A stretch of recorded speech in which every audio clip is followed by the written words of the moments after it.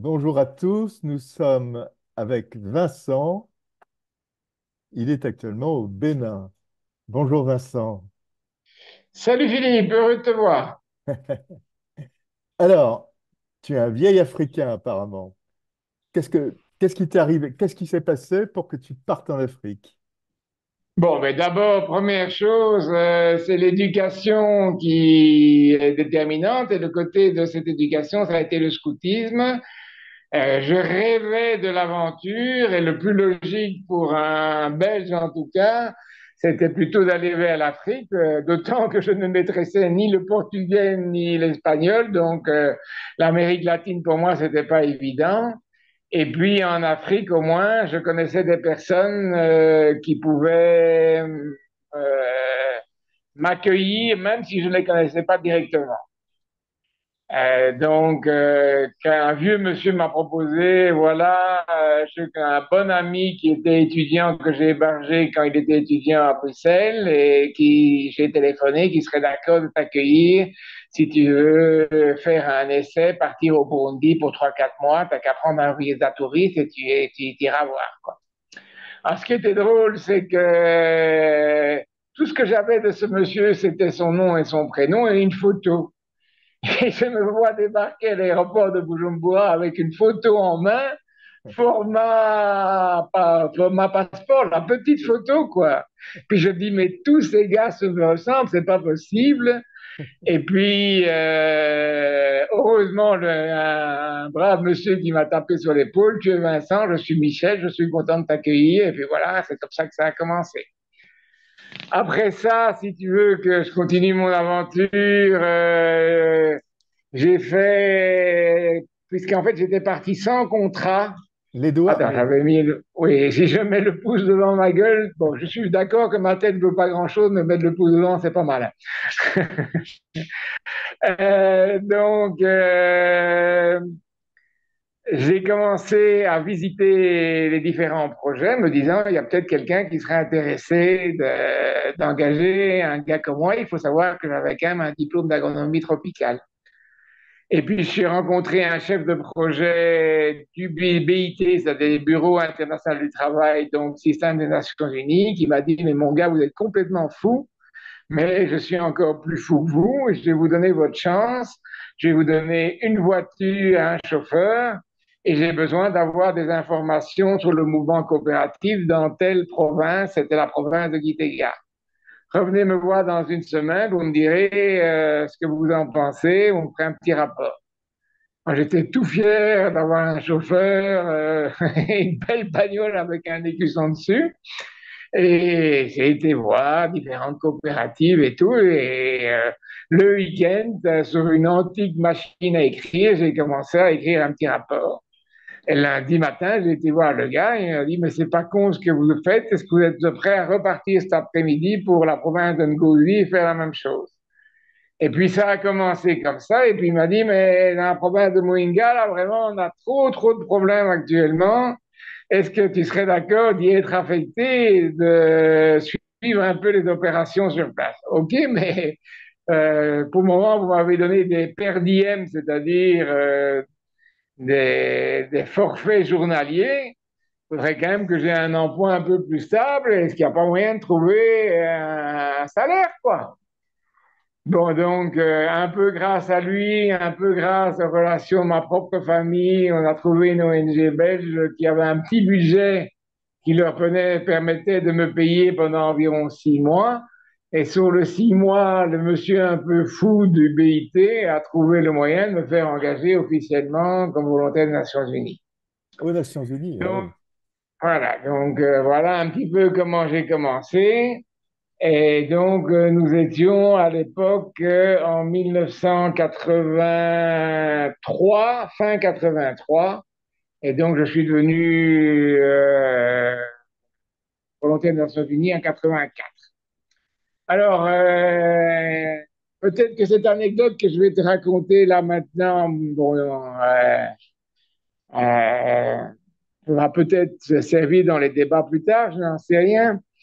Donc, j'ai terminé mon boulot de volontaire des Nations Unies. C'est un projet qui s'arrêtait, donc il n'y a plus moyen de continuer. Le Alors, nous étions financement où, était là? arrêté. Nous étions dans quel pays?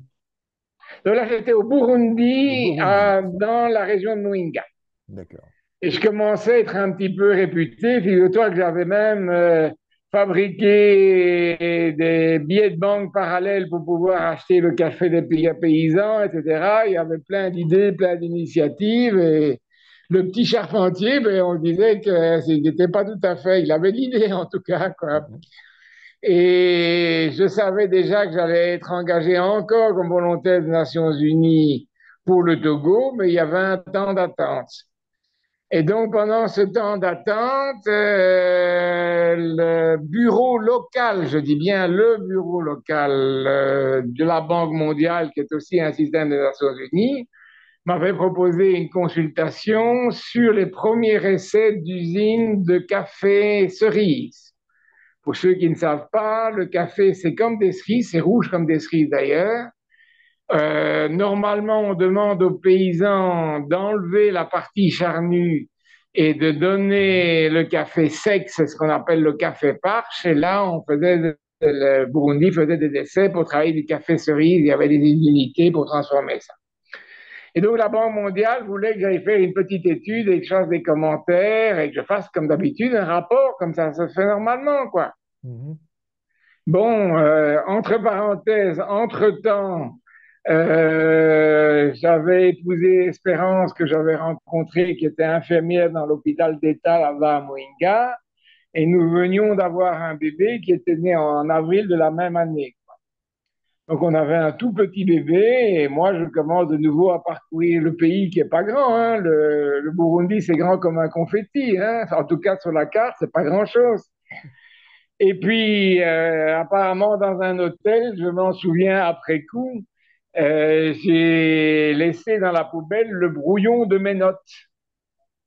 Je recopiais le soir mes notes au propre et le brouillon, j'avais laissé ça dans la poubelle. Et donc, après le week-end, je me retrouve, j'avais été évidemment revoir mon bébé et ma femme là où on habitait, quoi. Moi, j'étais devenu un peu nomade à l'époque. Et je vois débarquer, parce que ça existait dans toutes les provinces à l'époque, le responsable de la sûreté nationale. Oui. Donc, un peu l'homme responsable de la bien-pensance, quoi. Et qui écoutait notamment tous les sermons des curés quand à la messe, qui buvait son verre dans les bars, mais avait son oreille qui traînait à droite et à gauche, etc. Bon, bon. C'était le système de l'époque. C'est une autre époque, heureusement révolue, mais en tout cas, c'était le système de l'époque. Et donc, cet officier de sûreté nationale me dit, Monsieur Charpentier, donnez-moi votre passeport. Je dis, ah, bon, Pourquoi pourquoi? donc? Pourquoi donc? Ah, ben parce que nous avons décidé que vous ne pouviez pas rester au Burundi. Ah bon, pourquoi donc? Ah, nous n'avons pas d'explication à vous donner, mais je dis, mais si j'ai plus mon passeport, qu'est-ce que je fais? C'est pas possible, quoi. Elle dit, non, non, il n'y a pas de problème, voilà le formulaire. Vous avez ici un avis qui s'appelait autorisation de quitter le territoire national en 72 heures.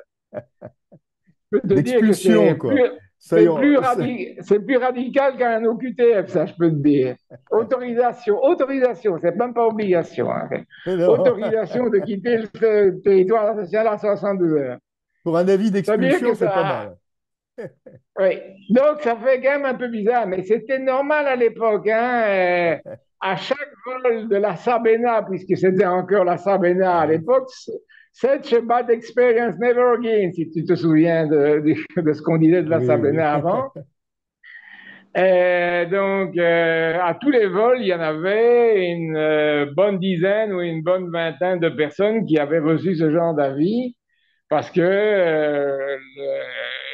le pays n'en voulait plus à l'époque et c'était énormément, essentiellement des prêtres qui n'avaient pas suffisamment surveillé leurs propos dans leur sermon le dimanche.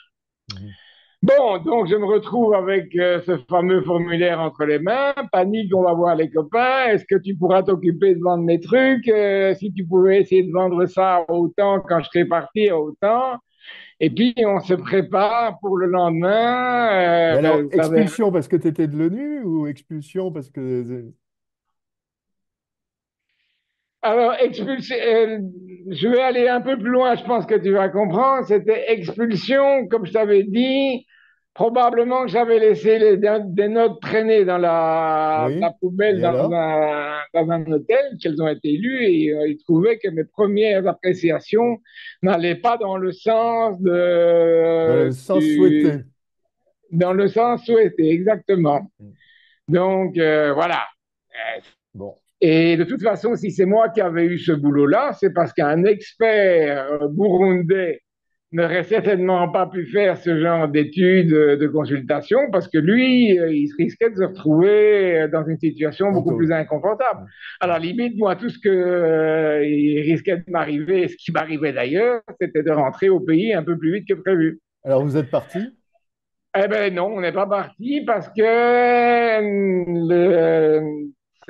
on m'a donné, je crois, cet avis le 1er ou le 2 septembre. Et le 3 septembre 1987, si tu vas regarder dans les coupures de journaux de l'époque, il y a eu un coup d'État. Le général Jean-Baptiste Bagazard se trouvait à la conférence de la francophonie à Québec. Et tout simplement, au moment où son avion a voulu atterrir, la tour de contrôle lui a informé que l'armée avait mis des C'est plus la camions peine. tout le long de la piste, quoi. C'est plus la peine Donc, le d'atterrir. colonel Bagada n'a pas pu atterrir ce soir-là et tous les vols ont été suspendus pendant plusieurs jours. Oui. Moi, penaud, le lundi matin, j'ai été à l'immigration et bon, ben, on m'a piqué mon passeport, je ne suis pas en ordre. Voilà, mon avis, mon autorisation de quitter le territoire. Ah, vous êtes monsieur Charpentier, excusez-moi, je vais aller voir. C'est un simple employé, il doit être brigadier ou quelque chose comme ça, je ne sais pas. Et il m'a rendu mon passeport, ou alors que mon premier passeport n'était pas périmé, mon premier visa n'était pas périmé, j'avais un visa supplémentaire d'1 an dans mon passeport. D'accord. Et donc, j'ai pu terminer ma consultation calmement, me faire payer normalement, et j'avais fait un rapport où il y avait beaucoup d'améliorations, enfin, de recommandations d'amélioration, mais rien de négatif, quoi. Mm. Donc voilà un peu l'anecdote. Il n'y a pas que des OQTF pour les Africains en Europe, il y avait aussi, et c'était assez courant, des études. Ouh là là, j'ai du mal à cadrer là, apparemment, comme tu vois, hein. Oui. Il y avait aussi des OQTF pour des Européens. Voilà. Bon, alors, Donc après, oui, du je t'écoute, je t'écoute. Burundi, tu es passé où? Je suis passé au Togo. J'étais déjà dans le pipeline pour aller au Togo au moment où j'étais encore au Burundi. Donc, toujours comme volontaire des Nations Unies, Oui. en commençant par travailler pour les groupements paysans, donc toujours dans le cadre du Bureau international du travail, j'étais Mhm. toujours volontaire des Nations Unies. Et donc, comme ils avaient apprécié le boulot au Burundi, ben, je suis passé facilement au Togo. Alors, Après, oui. une question. Comment vois-tu parce que tu as travaillé à l'intérieur des Nations Unies, comment vois-tu le travail des Nations Unies, toi, qui étais à l'intérieur? Bon, pour moi, pour paraphraser le général de Gaulle, c'est un machin. Et C'est-à-dire, c'est, et c'est vraiment d'énormes budgets avec toujours des projets en collaboration, et c'est normal, je ne critique pas, en collaboration avec le gouvernement en place, et c'est des gros budgets avec dépensés aussi bien pour l'expertise expatriée que pour l'expertise nationale d'ailleurs. Ça commence d'abord par un document de projet avec comme premier poste éventuellement la construction du bureau local, éventuellement, et pas éventuellement, sûrement un lot de véhicules, et puis un programme de développement où nous allons faire ceci, ceci, ceci, ceci pour que telle chose ou telle chose ou telle chose aille mieux. Et puis, l'objectif, c'est après 5 ans, on se retire et on laisse les choses aux mains du gouvernement. Et puis voilà. Donc, je suis Donc, désolé de dire que une une énorme énorme machine machine. qui n'amène pas grand-chose. Tu tu es en train de me faire faire des ennemis, mais ça pourrait effectivement être résumé comme ça, quoi. Mais je me fais pas des copains avec toi, là, hein. Et Par alors, contre, oui, je t'écoute. euh, autre question, est-ce que tu crois que actuellement, dans le... Oui, actuellement, est-ce que les Nations Unies ont encore une place? Euh, Est-ce que je peux jouer un joker? Je me sens pas d'une... Non, non, mais Certes. tu m'as dit, je voudrais bien interroger un petit gars qui est actuellement au Bénin et ça m'intéresse de savoir comment tu es arrivé là.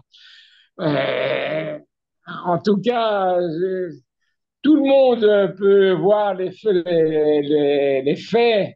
Et après tout, beaucoup, moi, je me renseigne beaucoup en suivant un peu toutes les revues de presse que tu fais, Mhm. etc. Et je crois que chacun peut juger. Enfin, Et de toute bon, façon, on va vers les BRICS, quittons cette etc. question un peu délicate. Oui, Euh, quittons cette question, on oublie. Et la francophonie? ce en quoi moi je crois, c'est le développement d'être humain à être humain. C'est-à-dire que j'ai rencontré quelqu'un, ce quelqu'un, je lui fais confiance et je crois que beaucoup de gens dans ma carrière ont fait confiance. Et j'aide cette personne à faire un pas en avant, à aller plus loin. Mhm. Hein, notamment, je suis parvenu à faire entrer, parce que je pensais que c'était leur bien, l'une ou l'autre personne dans le système des volontaires des Nations Unies, par exemple. Mais on peut aussi aider un agriculteur à améliorer ses pratiques, etc. L'entraide entre deux personnes qui se connaissent et qui s'apprécient, ça c'est particulièrement efficace. Un chef d'entreprise qui démarre une entreprise qui n'existe pas encore dans un pays, qui forme des gens, quitte à remettre son entreprise ensuite dans les mains de quelqu'un de local, ça c'est efficace. C'est de personne à personne qu'on peut vraiment être efficace. Les grands systèmes, eh bien, je suis désolé, ça l'est infiniment moins, même si ça coûte infiniment plus cher. Mhm. Est-ce que j'ai répondu à ta question et que c'est recevable comme réponse? Oui, enfin bon. Oui, oui, oui, bien sûr.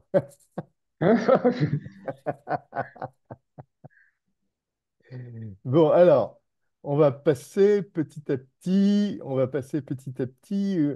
bah, au Bénin, non? Oui, ben écoute, je peux quand même rapidement peut-être te faire mon parcours. Après le Bénin, donc j'ai fait le Togo. Ouais, Euh, C'est en passant par le Togo qui était le pays juste à côté du Bénin. Enfin, le Togo était juste à côté du Bénin. Et c'est en visitant le Bénin que j'ai vu le superbe endroit dans lequel oui. on est actuellement. Et peut-être que Louis, qui est mon ami, t'enverra quelques photos de l'endroit ou un petit film rapide que tu pourras utiliser à ta guise. Donc j'ai trouvé l'endroit très chouette. Et j'ai acheté sur place parce qu'au Togo, il y avait des endroits aussi sympas, mais un étranger ne pouvait pas acheter la terre togolaise. D'accord. Une fois encore, on croit qu'on peut aller n'importe où comme on veut, quand on veut. Oui, c'est peut-être vrai, c'est en tout cas ce que les Européens croient, mais c'est pas si vrai que ça, quoi. Et puis, après ça, j'ai été affecté au Niger, où là, je suis resté un peu plus que 20 ans. C'était de la folie. Je suis passé d'un projet à l'autre. Je suis d'abord parti à Zinder, qui était l'ancienne capitale. Il fallait encore une piste pour y aller. Mhm. Du moins, une partie du trajet était en piste qui était à 900 kilomètres de la capitale de Niamey. Donc, c'était Zinder. Et là, j'ai suivi des banques céréalières en tant qu'expert BIT, et puis on m'a proposé de devenir expert dans une organisation néerlandaise où j'ai fait un projet de développement rural intégré qui s'appelait Mhm. PADATA, Programme de développement de Dabaram Tagaya. C'est encore une brousse 100 kilomètres plus loin où mes animateurs et moi aussi d'ailleurs, on parcourait les villages à cheval parce que c'était le seul moyen de transport qui était vraiment efficace. Bon, et j'ai fait d'autres projets. Après, nos enfants devenant grands, on avait l'occasion de rester dans la même organisation, mais d'aller vers Niamey où il y avait l'école française, ce qui commençait à devenir vraiment important pour Mhm. nous. Et puis, j'ai travaillé pour une ONG française qui s'appelle Aide et Action, et je Mhm. salue au passage tous les gens qui cotisent pour cette ONG, qui s'occupe d'enfants de brousse, donc d'appuyer la scolarité d'enfants en brousse. Donc j'ai D'accord. travaillé 2 ans pour cette organisation et vraiment je salue tous les gens qui donnent de leur temps ou de leur argent à ce type d'association qui me semble déjà beaucoup plus humaine et beaucoup plus sympathique que les grands machins, comme je te disais tout à l'heure. Et puis, comme j'avais lancé dans cette organisation où l'initiative était beaucoup plus simple, j'avais lancé un système qui s'appelait les compagnons éducateurs, c'est-à-dire on récupérait des jeunes ayant terminé leur école primaire, mais se étant fait recaler pour la rentrée au lycée. Eh bien, ils revenaient la queue entre les jambes au village. Ils étaient très malheureux parce ils n'avaient pas appris à cultiver ou à s'occuper d'un troupeau. Donc, ils étaient plus malheureux qu'autre chose. Donc, j'essayais de récupérer au moins une partie de ces jeunes pour en faire des éducateurs parascolaires qui allaient s'occuper des enfants du primaire. Alors, Donc, quels, il y a eu cette action-là. Oui. quels sont les problèmes? Je Quels veux- sont les problèmes agricoles chez vous actuellement? Tu me parles du Bénin ou tu me parles de Niger? Ça n'a rien à voir, hein. Ah non, non, je te parle du Bénin, oui. Ah ben, le Bénin, c'est un pays vraiment plutôt un pays agricole en réalité. Il est entouré du Nigeria qui est fort de son pétrole. Au plein nord, nous avons le Niger qui était fort de son uranium et qui maintenant est fort de son pétrole. Un peu vers l'ouest, on tombe sur le Burkina que j'ai Oui, adoré. J'adorais le Burkina quand j'y étais, qui maintenant est très convoité pour son or, ses mines d'or. À côté, ici, on est à côté du Togo qui a quand même bénéficié des phosphates parce que le président Yadema a nationalisé les phosphates et c'est une sorte de revenu important. Le Bénin, à part un peu de coton, n'a pas vraiment, pour le moment, et je suis sûr que ça va venir, grand-chose comme dans son sous-sol. Et donc, c'est plutôt de l'agriculture et même oui. plutôt de l'agriculture familiale. Et comment dirais-je, c'est le président actuel fait de gros efforts. Dieu merci pour développer le tourisme. Et pour moi, c'est vraiment un pays où on peut vraiment comprendre les réalités africaines. Je défends vraiment le Bénin pour ça. Il y a 10 ans d'ici, j'aurais conseillé plutôt aux gens, et j'ai accueilli beaucoup d'Européens à l'époque où j'étais au Burkina Faso, qui était un pays formidable que j'adorais. Il y avait encore la mentalité Sankara, la patrie Mhm. des hommes intègres, etc. Moi, j'étais dans la superbe ville de Bobo-Dioulasso. Mhm. La végétation était extraordinaire. Enfin, c'était un, c'était un pays de rêve, mais j'ai dû quitter à partir du moment où le djihadisme devenait trop prégnant. Sinon, peut-être que j'y serais encore, j'en sais rien, quoi. Quels sont actuellement les débouchés, quels sont les débouchés à venir du pays? Ben, écoute, les débouchés, la richesse du pays, pour moi, c'est d'abord et avant tout sa population. Il faut savoir que tu es au Bénin ici et que Cotonou, on l'appelait le quartier latin de l'Afrique francophone, en tout cas de l'Afrique de l'Ouest. Mhm. Donc, il y a un potentiel jeune et jeunes diplômés extraordinaire. Et Oui. surtout des gars et des garces, si j'ose me permettre, non, excuse-moi, tu vas couper ça au montage, des personnes en tout cas qui ont du cœur à l'ouvrage. Quand tu vas dans les champs et que tu vas voir ce que c'est que de faire un champ d'igname et les tonnes de terre remuées pour faire des buts d'igname, tu ne doutes pas du courage de ce type de population. D'accord. Donc, que ce soit des personnes formées ou non formées, il y a un potentiel extraordinaire au niveau humain et des gens, une génération jeune. Il y a d'excellents médecins, par exemple, ici au Bénin, et je préfère de loin être consulté au Bénin parce que c'est encore des médecins qui vous écoutent et qui ont le sens de leur serment d'Hippocrate. On n'est pas des machines et on n'est pas mis dans les machines parce que, en fait, les machines, ils n'en ont pas de toute façon. Il n'y a pas beaucoup de.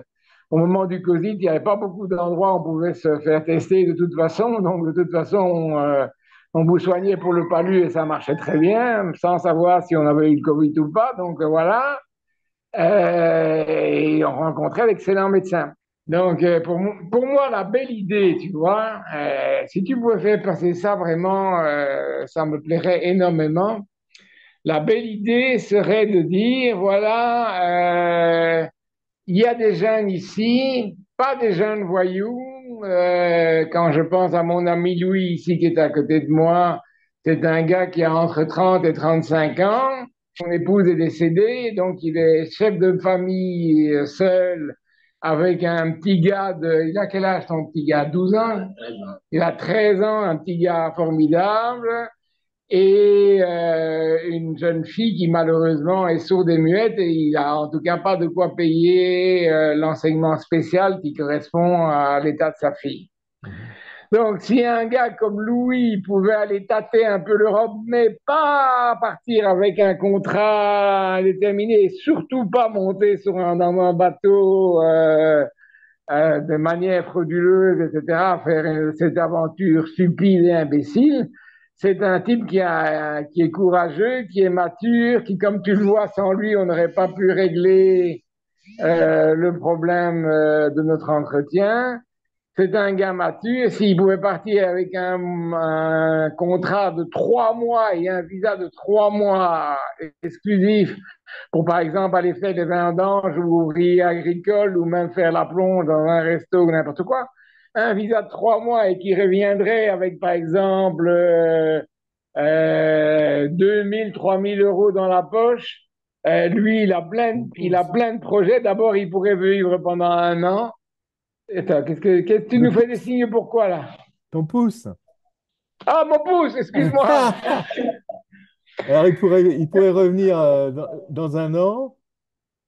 Non, non, il reviendrait après 3 mois maximum, mais avec de quoi investir. Son rêve, par exemple, c'est de lancer une petite pisciculture sur place, plutôt que de manger des poissons congelés qui nous viennent, des tilapias congelés qui nous viennent de Chine, qu'on mange du tilapia qui est ici, et à mon avis, il se débrouillerait. Et sans aucun doute, en son absence, sa famille s'occuperait pendant les 3 mois où il serait absent, s'occuperait du business, quoi. Moi, ce que je Mais comprendrais, ce que je comprendrais beaucoup plus, bon, c'est mon avis, hein, mais ce que je comprendrais beaucoup plus, c'est qu'on puisse travailler dans le pays.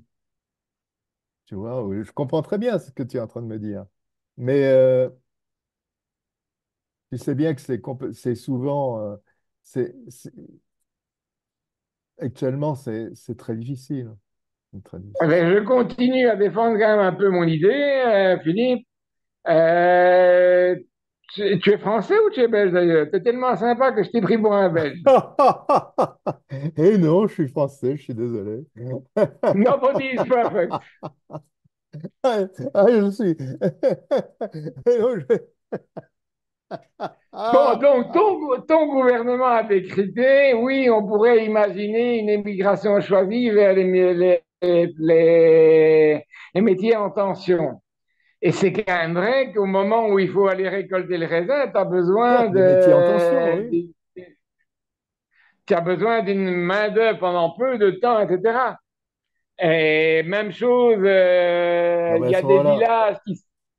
c'est plutôt les Oui, tu dis. Espagnols, etc., qui ont besoin de ça. Oui, bien sûr, il n'y a pas que la France, mais en tout Hmm. cas, il y a la France aussi.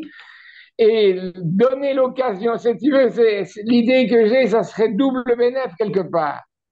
D'un côté, on résout les problèmes soit d'un hôtelier, soit d'un agriculteur, soit à la limite un BTP qui doit toujours travailler pendant qu'il fait bon et que les journées sont longues, hein, qui a une main-d'œuvre qui n'est pas à exploiter. Au contraire, quand on travaillait dans le temps dans une ferme pour aller chercher le raisin, on avait à manger, on était logé, etc. Et Mhm. c'était quasiment la fête de soi. Ça, apparemment, c'était sympa dans le temps. Je ne sais pas ce que c'est devenu maintenant, mais apparemment, c'était sympa.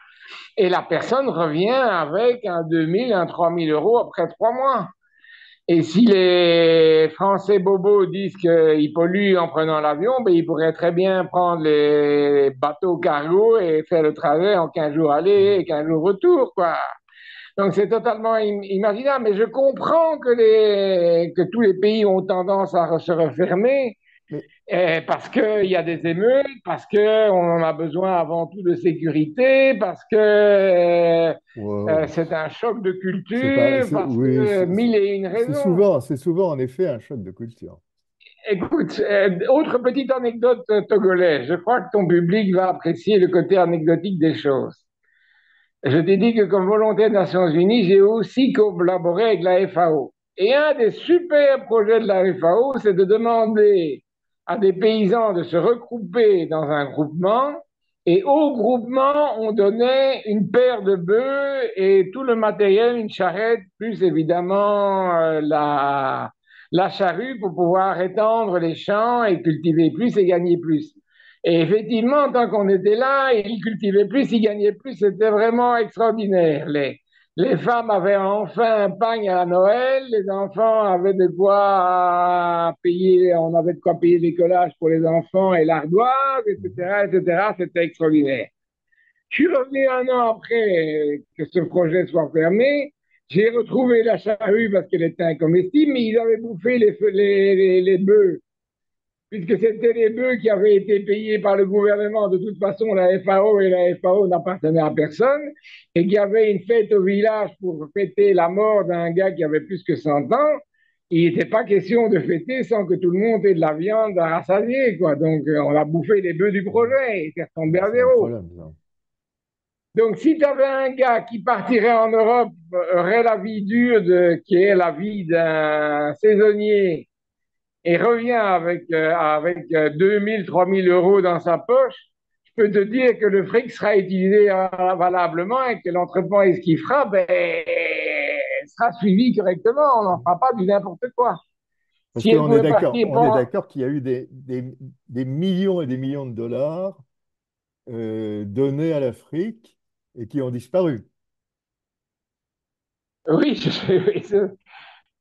je plaide même partiellement coupable, même si j'ai fait tout ce que je pouvais J'en suis pour que sûr, hein. le fric soit le plus, non, pour que soit le plus rentable possible. Ah, par exemple, j'ai eu premier projet de 3 ans, je suis parvenu à le tenir pendant 4 ans pour Oui. l'Union européenne et un deuxième projet qui était prévu pendant 4 ans que j'ai tenu pendant 5 ans, en essayant de mettre des idées nouvelles comme cette idée de jeunes déscolarisés qui deviennent tuteurs des plus petits qui font des Mhm. activités parascolaires, etc., quoi. Donc j'ai fait au mieux, mais de toute façon, c'est le développement, c'est une histoire entre personnes, c'est pas une histoire entre grandes entités. Alors, il y a une montée en Afrique francophone du djihadisme. Oui, je ne Qu'est-ce peux que pas tu en te dire le penses? contraire. C'est pour ça Ouais, que j'ai été obligé de quitter le Niger et puis j'ai été ouais. obligé de quitter le Burkina après. Et pourquoi? Pourquoi d'un seul coup? Qu'est-ce que toi, qu'est-ce qui s'est passé? Mais écoute, tu connais ça mieux que moi, Philippe. Peut-être, Dis-moi mais un moi je petit pose la peu. question. Ben oui, mais écoute, j'ai peut-être été éduqué par les jésuites, je peux répondre à une question par une autre question, non? Ou Alors, c'est pas permis? est-ce que aussi, tout à fait. Mais est-ce que ça a trait avec le réchauffement climatique? Non, pour moi, ça n'a absolument rien à voir. Ah bon? Maintenant, la question que moi j'ai envie de te poser, Philippe, si tu veux Oui. bien. Pourquoi on n'entend pas parler de problèmes djihadistes en Algérie? Excuse-moi, mais enfin, alors là. Et là, je te suis plus du tout, là. Parce que les problèmes djihadistes en Algérie, ils sont là. Ils sont vraiment très présents. Et je pense en tout cas Et le que, GIA, t'as entendu parler? on n'entend pas beaucoup parler et je pense Et le que GIA, t'as jamais entendu parler du GIA? oui, oui, oui, non, mais d'accord, mais ce que je veux te T'as dire, jamais c'est que entendu parler t'as jamais entendu parler de la terreur en Algérie? non, mais je pense en tout cas qu'à partir du moment où bon, pour moi, l'explication, la première explication, c'est que des pays comme le Burkina, tu as l'or et que c'est très intéressant. Dans d'autres pays, tu as d'autres ressources, etc. Des pays où il y a des ressources à convoiter.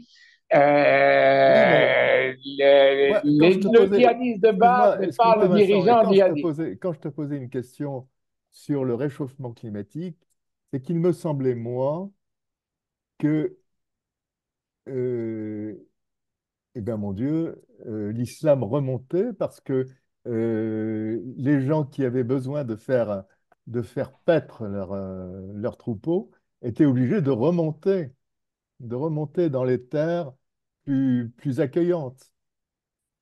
Ah, là, par contre, je peux te dire non. Là, au moins, tu rentres dans mon boulot, là, mon ex-boulot. Oui, oui, oui. Normalement, quand les pâturages, d'abord, grosso modo, il te faut grosso modo 600 millimètres de pluie par an pour espérer avoir une agriculture qui fonctionne un petit peu. Mhm. En dessous de 600 millimètres par an, tu peux encore espérer faire de l'élevage parce que les herbes, ça pousse, mais faire de l'agriculture de type plantation de sorgho, etc., tu peux oublier. D'accord?